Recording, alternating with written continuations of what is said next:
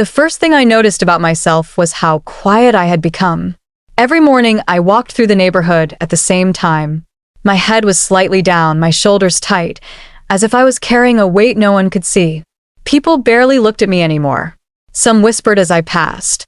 Others pretended I wasn't there at all. They had already decided who I was. A broken woman. I live alone now at 36, in a small rented house at the edge of town. The paint on the porch peels, and one of the steps creaks every time I walk over it. I know the sound annoys people, but I never fix it. Not because I don't care, but because fixing things costs money, and every dollar has a purpose I can't waste. Every morning, I brew cheap coffee and stand by the kitchen window, watching the street wake up. Children wait for the school bus. Couples rush to their cars, arguing softly or laughing loudly. Life moves forward without asking if I'm ready to move with it. I wait until the street is almost empty before I step outside. At the grocery store, the cashier barely acknowledges me. Once, a woman behind me sighed loudly when my card took a second longer. Another time, someone muttered I should get my life together. I hear it all. I don't respond. There was a time when I spoke more, laughed more, believed more. But that version of me feels like someone from another lifetime. Back then, I had dreams that stretched far beyond this quiet town. I had energy, plans, and a future that seemed wide open. That future ended slowly, and then all at once. It started with small things. Missed phone calls, late nights, promises turned into excuses. And then one evening, a single conversation, lasting less than 10 minutes, changed my life forever. After that, people stopped seeing me as a person and started seeing me as a warning. She couldn't keep her life together. That's what happens when you make bad choices. She looks like she's given up. They didn't know how hard I worked just to keep breathing. Every afternoon, I take the bus across town to my job. It's not a job anyone respects. The building is old. The lights flicker. And my work is invisible to everyone except those who notice when it's not done. I clean offices. While others sleep, I wipe desks where important decisions are made. I empty trash cans filled with papers that once meant something to someone. I scrub floors no one remembers stepping on.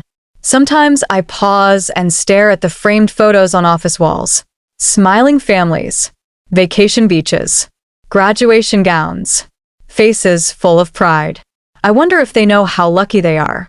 At night, I return home exhausted, both physically and emotionally. I eat simple meals, usually the same thing over and over. Then I sit at the small table in the corner, where a stack of unopened mail waits. I open one envelope carefully. Another notice. I don't cry. Crying takes energy I don't have. Instead, I fold the paper neatly and place it back on the table. Order might not fix anything, but it keeps me from feeling completely out of control. People assume my silence is weakness. But every decision I make, every action I take is deliberate. Every dollar is measured. Every quiet moment is filled with thoughts I never share. One Saturday morning, as I walk past the park, a group of women laughs as I pass. I don't know what they're laughing at, but I feel it. Their voices, their glances. I keep walking. Inside, something tightens, but I don't let it show. That night, I sit on my bed and stare at the ceiling. The house is too quiet, the kind of quiet that makes your thoughts louder. I close my eyes and for a moment I remember. I remember a different home, a different life. A version of me who believed love meant safety, who believed effort was always enough, and that sacrifices would eventually be rewarded. I was wrong. What people never understood is that I didn't lose everything because I was careless. I lost everything because I chose to protect someone else. That truth stays locked inside me, heavy and unspoken. Weeks pass, each day blending into the next. And then one afternoon something changes. A simple knock at the door. I'm not expecting anyone. No one ever visits. I hesitate, unsure what I might find on the other side.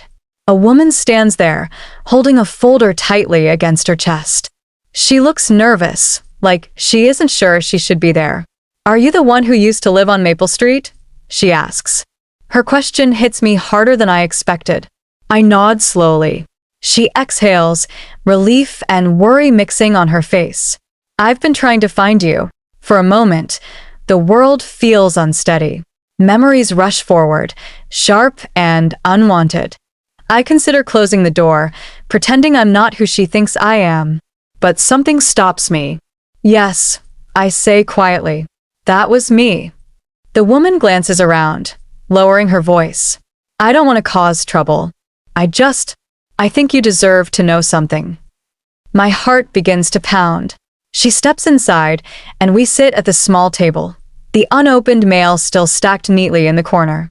She opens the folder and slides a document across the table. I didn't believe it at first, she says.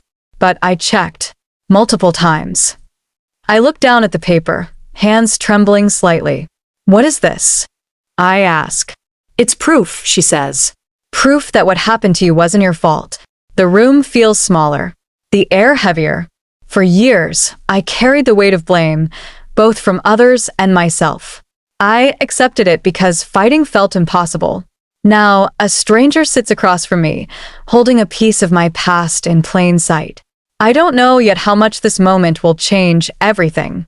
I just know that, for the first time in a long time, something inside me stirs. Not hope. Not yet. But the possibility that the story everyone believed about me is incomplete. And that, slowly, it might finally be time for the real story to begin. I stared at the paper for what felt like hours, my fingers tracing the words as if touching them could make them more real. For years, I had carried this weight silently, assuming it was mine alone to bear. But now, a stranger had placed the truth in front of me, and for the first time, I didn't feel the familiar dread that came with hope. The woman across from me didn't rush. She just waited, sitting quietly, letting the silence fill the room. I realized then that the moment needed this stillness. Nothing could rush the impact of what I was about to understand. When I finally looked up, I saw the concern in her eyes. I came because someone needed to tell you the truth, she said softly. You've carried more than anyone should have. Her words hit me like a shockwave. For years, I had defined myself by the judgments of others. I had believed the whispers and the laughter. I had taken blame that wasn't mine, and I had forgiven everyone, including myself, for failing in ways that weren't real. Now I was forced to rethink everything. I picked up the document, reading names, dates, signatures, and notes that clarified events I had misunderstood, or had been told inaccurately. The patterns became clear. The lies I had internalized were not mine. Every mistake I had thought I made was a misinterpretation, a manipulation of circumstances beyond my control. I felt a strange combination of relief and anger. Relief that I wasn't the failure I had believed myself to be. Anger for the time stolen, for the years of self-doubt and silence. I don't understand, I said quietly, my voice breaking the stillness. Why didn't anyone tell me before? The woman shook her head. Some things are complicated. People don't always know how to correct a story once it's been told incorrectly. Some stay silent, some are afraid. But now, and that changes everything. I folded the paper gently and placed it on the table. Somehow, it felt lighter than it had the first time I touched it. I realized that truth doesn't always arrive in a dramatic moment. Sometimes, it comes quietly, waiting for you to recognize it. Over the next few days, I began noticing the subtle changes around me. Small interactions carried a new weight. A colleague who had ignored me now nodded respectfully when I walked by. A neighbor smiled without hesitation. Even the woman at the grocery store who had once sighed impatiently now greeted me with a kind tone, tentative but genuine. I realized that my own shift had triggered these responses. I had carried myself differently, more steadily, more visibly confident. Not loudly, not aggressively, just consistently present. Then came the phone call I had been dreading for years. Someone from my past, someone I hadn't spoken to since everything fell apart, was on the other end. I've been looking for you, the voice said, careful, almost hesitant. I think it's time we talk. My heart pounded. For a long moment, I considered hanging up.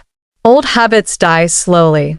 Fear of confrontation, fear of judgment, fear of disappointment. It all tried to stop me. But I answered. Yes, I said, trying to keep my voice calm. I'm listening. The conversation was cautious at first, measured, as if we were both testing the waters. Yet, the longer we spoke, the more I realized that what I had feared wasn't confrontation, it was acknowledgement, recognition of what had happened, and that it had affected me profoundly. After hanging up, I sat quietly thinking. I realized I had spent so many years believing I had to carry my past alone, believing that my silence was my only shield. But now, truth had a voice, and it had found me. I walked through my neighborhood later that day, passing familiar streets that had once felt hostile. The cafe I had avoided, the corner store where whispers had once followed me, they no longer felt like threats. They felt like stages I had once hidden from, and now I could walk through freely. A few people glanced at me, curiosity replacing judgment. I didn't explain. I didn't justify. I simply walked, moving forward with a quiet certainty I hadn't felt in years. At home that evening, I sat at the small table, the unopened mail still stacked neatly. I took the paper out again, not to reread, but to acknowledge it. I had survived all these years carrying the weight of a story that wasn't mine to bear, and now I could finally release it. The weight lifted slowly, like a breath I didn't know I had been holding. I realized that carrying the truth doesn't mean shouting it to the world. It means knowing it, living it, letting it shape you quietly but undeniably. I thought about the laughter, the whispers, the judgment I had endured. I thought about every moment I had believed I was alone, every glance that made me shrink inside. And for the first time, I understood that those moments didn't define me. They had shaped me, yes, but they had also prepared me. Prepared me to stand quietly in my own strength. Prepared me to speak when it mattered, not when the world demanded it. Prepared me to recognize that silence could be powerful, that resilience could be invisible until it was necessary, and that my story had value simply because I had lived it. At night, I lay in bed and reflected on the changes I felt. The town hadn't transformed overnight. Not everyone understood. Some still whispered, some still doubted. But I didn't need universal approval. I needed clarity, alignment, and the courage to exist in truth. And slowly, I realized that I had found it. I had found a way to step forward without fear, without pretending, without carrying the false weight of others' judgments. The next morning, I woke earlier than usual. Something inside me had shifted, a quiet determination I hadn't felt in years. The air in my small house felt different, lighter, as if the walls themselves recognized that I was no longer hiding. I dressed slowly, deliberately, choosing each movement as if it mattered, because it did. On the bus ride to work, I noticed the familiar streets with new eyes. The faces of strangers no longer carried the same assumptions. I felt their curiosity, yes, but not their judgment. It was a small difference, subtle, but it gave me strength. Strength I hadn't realized I still possessed. At work, things began to change immediately. My supervisor, who had barely acknowledged me for months, looked at me differently. There was no need for explanations, no need for dramatics. Simply showing up with calm certainty was enough. Small gestures, opening a door, finishing tasks quickly, offering help, made people notice. I wasn't asking for recognition. I was simply existing in a way that demanded respect. One afternoon, a colleague approached me cautiously. "I didn't know what happened before," she said quietly. I just want you to know that I see you now." I nodded, unsure what to say. Words felt unnecessary. Recognition, when it came willingly, was more powerful than any apology I could force from someone else. That evening, I decided to walk through the town instead of taking the bus straight home. I passed the park, the cafe, the corner store, places I had avoided for years. The memories were still there. Laughter, whispers, dismissive glances. But now they didn't carry the same weight. I walked slowly, deliberately, letting each step remind me that I belonged in this world, despite what had been said or assumed. Sometimes, people glanced at me, their expressions flickering between recognition and uncertainty. I didn't explain myself. I didn't need to. The simple act of moving forward in truth was enough. Back at home, I pulled out the folder once more. I didn't reread it for validation.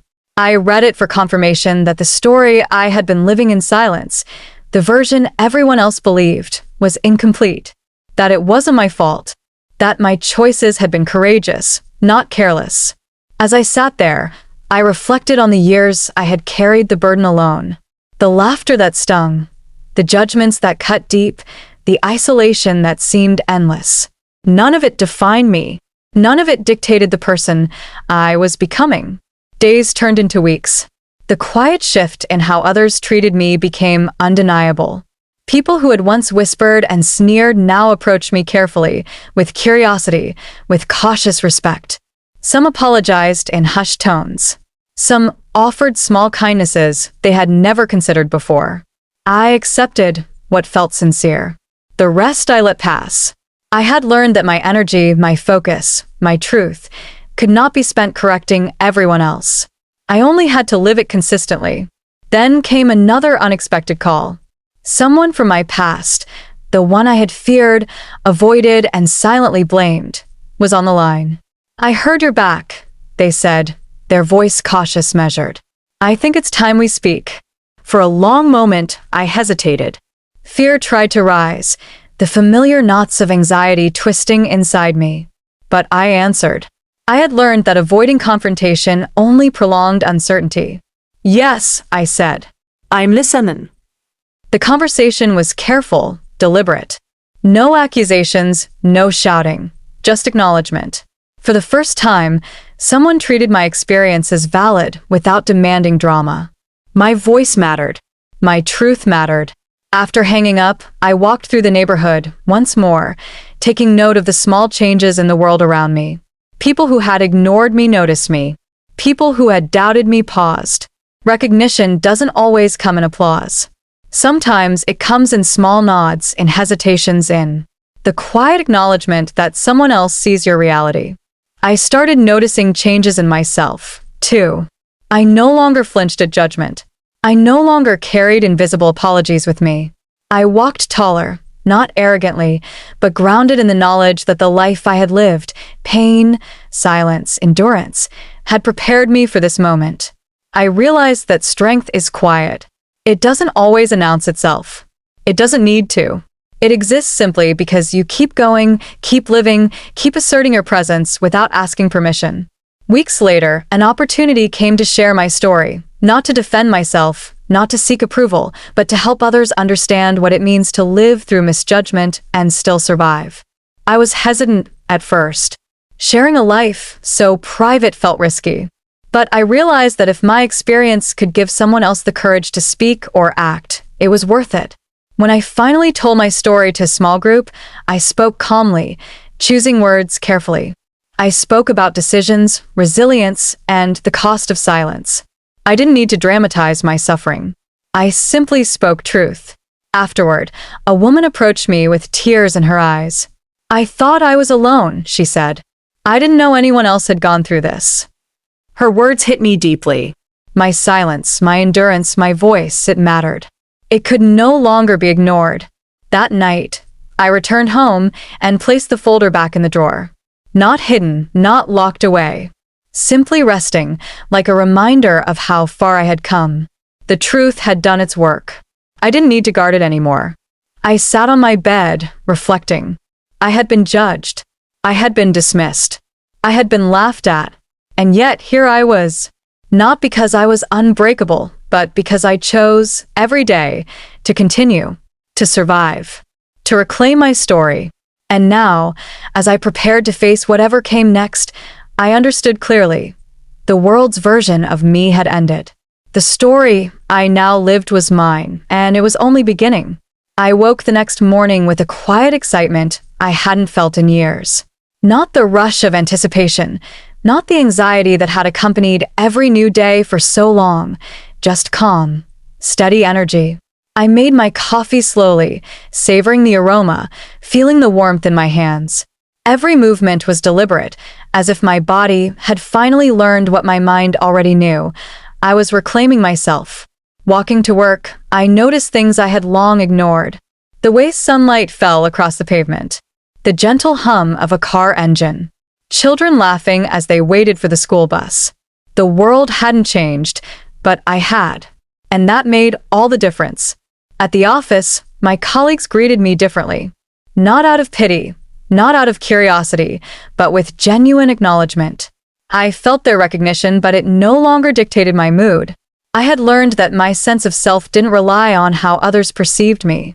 One afternoon, my supervisor asked to speak with me privately. I walked into her office cautiously, not knowing what to expect.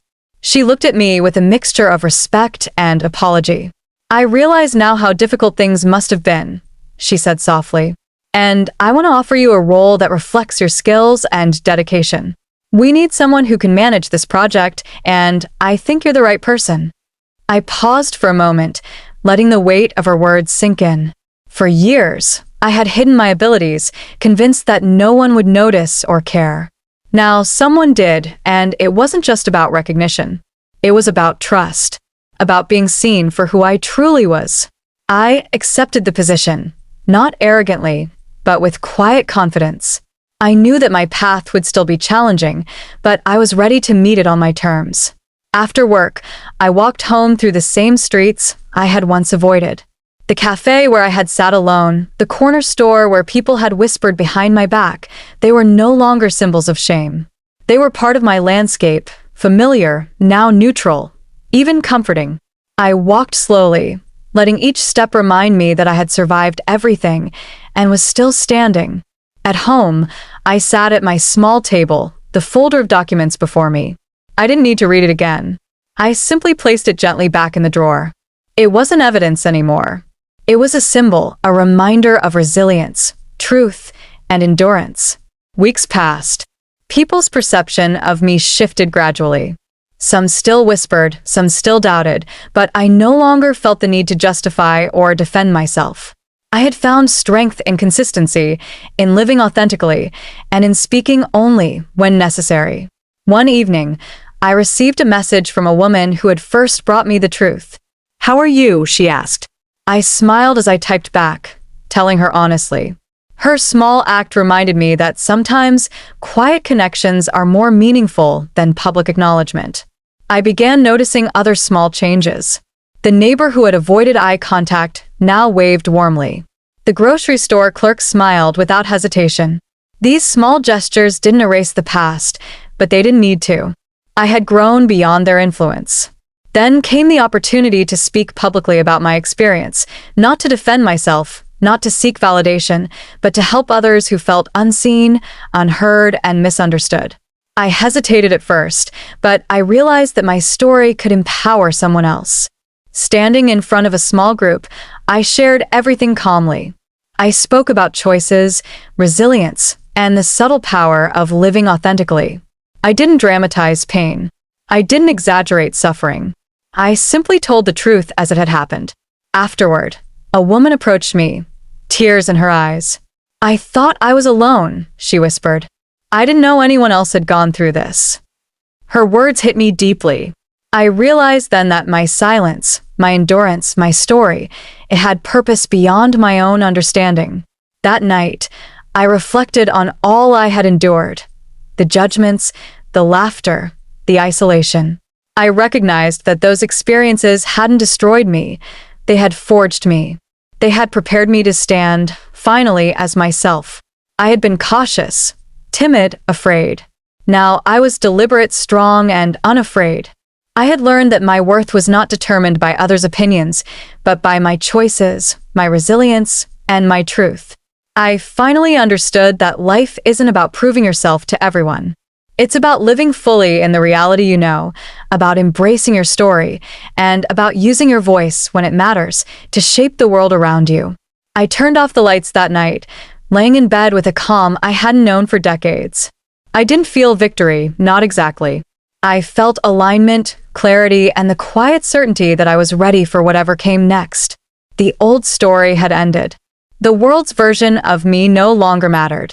My story, my true story, had just begun.